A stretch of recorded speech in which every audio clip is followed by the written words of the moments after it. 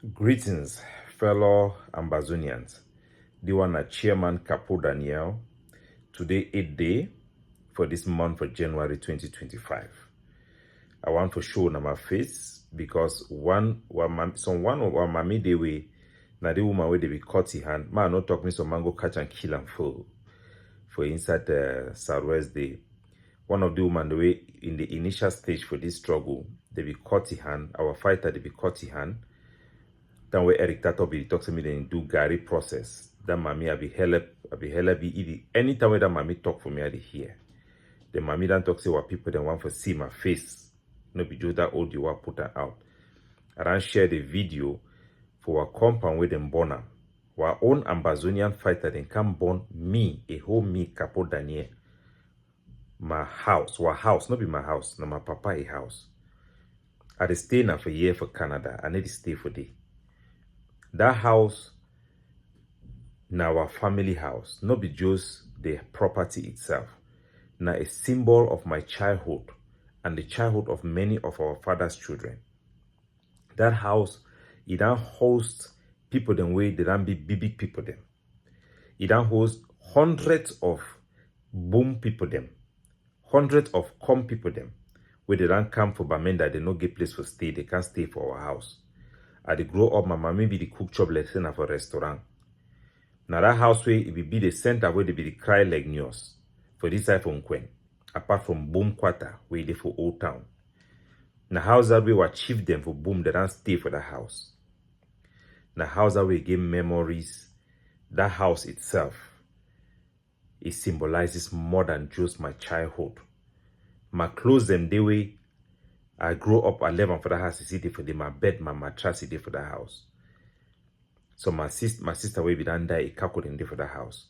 When I visit that room, we no born or my sister a room that it can be burnt by our own Ambazonian fighters, traumatizing and terrorizing my own family, despite the sacrifices and what I make for stand out for put my face there for this struggle. Even when we get differences, they always get that respect. But if our boy they no fit fear for can't touch even my own family compound, my childhood home, that tells you the state in which these boys have become. Terrorizing young children. There were children in that house who were less than 10 years old.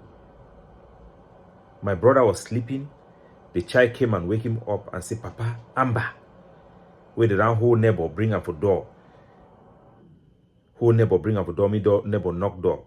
Neighbor knock door, they talk so on an open door. They the one that say this time they supposed to already lock gate now for night. How neighbor could they come for can't talk me the open door. But as Pekin go for door, Pekin open the door because that door, the iron door be there for day. They open door, they enter, then tell the neighbor me go back. We missing a people there, they become only for one mission, for come burn the house. Then come with jelly can, petrol for jelly can, where they already buy them. 2 of them. Then grab people then for house, move them for outside. My brother was in terror. The wife terrorized, children terrorized. They don't know what it could happen, whether they go shoot them or not. But the boy, they appear to be very calm, soft-spoken, reassuring them. Even though when the one go, then she should gun for up.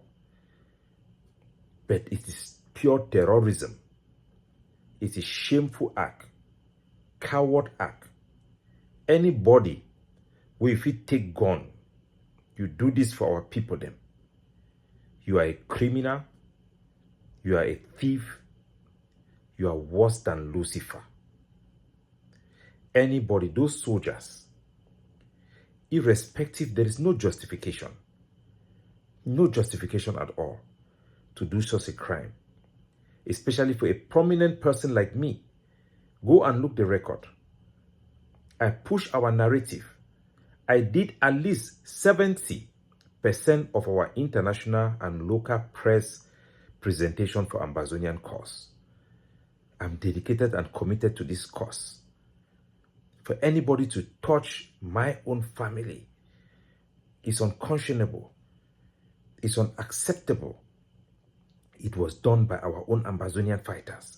Even a baby say, Papa, Amba. That is what people are going through.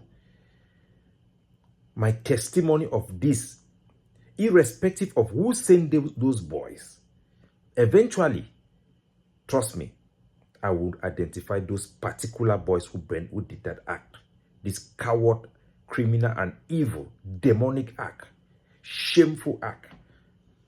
They were Banso boys, based on their accent when they spoke, and they were avoiding to talk, wearing masks and gloves, thick jackets, as usual. We will identify those particular boys. We are trying to learn exactly what happened. And this is happening just 2 days after I intervened for the release of Justice Nchang Augustine, the justice who was kidnapped by our own Ambazonian boys around Bambili area and taken to Tuba. I intervened. I called our boys back with them. We even sent boys, they even dispatched boys there to go there to struggle so that that Pa should come out alive, unhurt. This is the Pa, this justice. He was one of the Anglophone who was sent to Adam, I think it's Adamawa or somewhere in Francophone areas, because they wanted to replace them with Francophones. That triggered our anger.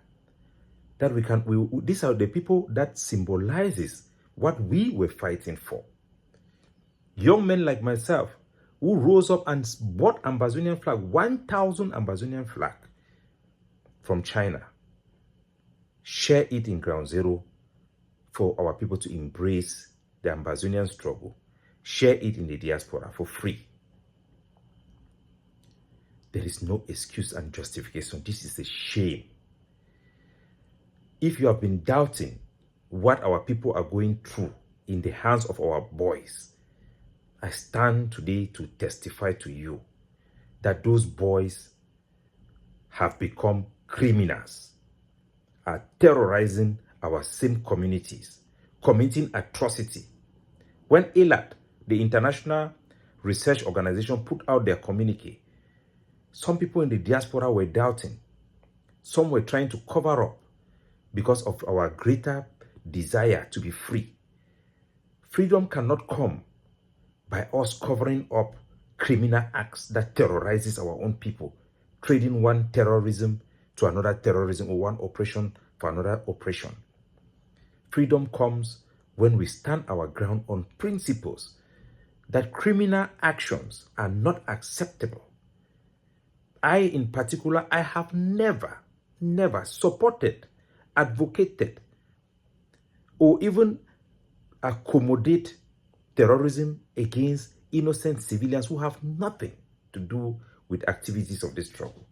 What has my family got to do with this struggle? You have burned the house. I'm here. I'm here living in Canada. What stupidity is that? What a tragedy. What a shame for us Anglophone. Can Seseko come up and defend this act?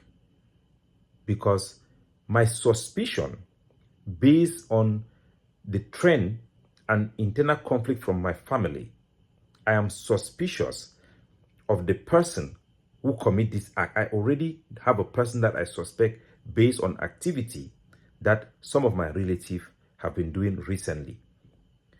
So I have my suspicion that this thing comes from my own in-law. That is my suspicion. This is not to direct anybody's anger against him, but it is my suspicion as I wait to get, I will get evidence of what is happening. But based on the information and what has been happening to me, even here, right here in Canada, I suspect my in-law. Nevertheless, it was done by Ambazonian fighters. Those fighters have become tool to settle scores. I've had people who have called me to tell me it is Ayabacho, it is... No. When Justice Ngang Augustine was kidnapped, the kidnappers sent messages out that it was Lucas Asu. And I told them, stop that nonsense. Because we cannot be accusing people because we hate them or because of their character. We accuse people based on evidence or substantial indications that can lead us to believe. If a ADF could do something, they could have done it when I left Ayabacho. Ayabacho did not. Yes, they tried to instigate people, but every information he was giving to soldiers and the discussions they were having, soldiers and people in the Age of Sea was giving it to me. They never crossed that line. They never. If they could, or if they wished, they could have done it previously. I have known when our soldiers have threatened us. It is always about us building new camps that challenges their dominance in certain areas. We know their sensitivity. There is no justification to carry out such a shameful and embarrassing act. If you are touching Capo Daniel, if a person who have led Amazonian delegation to negotiate on your behalf and in behalf of our struggle can be targeted, it means that there is no hope for this struggle. We should recognize this fact. We should recognize what is happening on ground zero, that our boys have become a security threat that poses security risk to every person in ground zero. You are hearing this thing now because it is me. Thousands of our people have handled cases upon cases where people have been traumatized, they have been terrorized, and they are even afraid to even speak out for further retribution. Even my own family would not even want to talk about this issue. They don't even want me to talk about this issue. They don't even want their story to be heard. But I, as a public figure that have played such a crucial part in this struggle, I am obligated to account to the people, to you, what I am going through, what my family have been subjected to, what my neighbors have been subjected to. The whole quarter came out. Quarter heads are coming there to come and see. People that my family do not even know. They're coming to see where Ambazonians, where Naso would be. We must recognize this reality. The struggle have been diverted. Our boys who were supposed to be the jewel, those who represent the conscience of our struggle, are now thieves, are now criminals, are now committing crime against our people. These are acts of terrorism.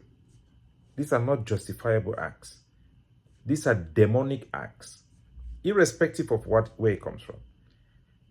Whether it is Sako, whether it is the Cameroon government, whether it is that. Ironically, the Cameroon commander in that area, the big commander there, I don't want to call his name, he came to our compound and talked to people and console people and personally called the army rescue who could not come. But the commander of the army rescue drove there with his car to come and tell people that there was no way for them to come because their car is broken down. If they put water in that car, it would just worsen the situation. So they were useless. But at least they show up to console. So who is going to protect us? Who? Who is going to stop this senseless derailment? Who is going to do that for us? Our people cannot be allowed to suffer like this forever. They cannot. This problem, you see, if you know the life we have saved, I have been told by people who are very close to the power, very top people who are very credible, the reason why Paul Biya came out to say that the door for negotiation is still open is primarily because of my stance and my leadership and my organization, our influence. Imagine the life we have saved for these 2 years that the Cameroon government and the military have stopped reprisal attacks. Imagine the lives we have saved. Imagine the life we can save. We must all reflect on what has happened. We must take it seriously. And I urge my political rivals and internal enemies within our struggle to truly reflect in what has happened to me and my family. To reflect and take your time. Reflect, take your time. I only have suspicion based on substantial evidence and indications of trend that have been happening to me. Because when something happened to you, you can easily suspect where it is coming from. I don't believe this have anything to do with the military. They could have done something to my family if they wanted to. Even when Regina Mundi was arrested, and I was the main figure in that issue. If it was Ambazonian fighters, you could have seen the vindicative nature of their approach. You could have seen their anger towards my family. You could have heard them making threats or giving warning. None of those things. They came there to do their job, paid job, and go back. It was nothing to do with politics.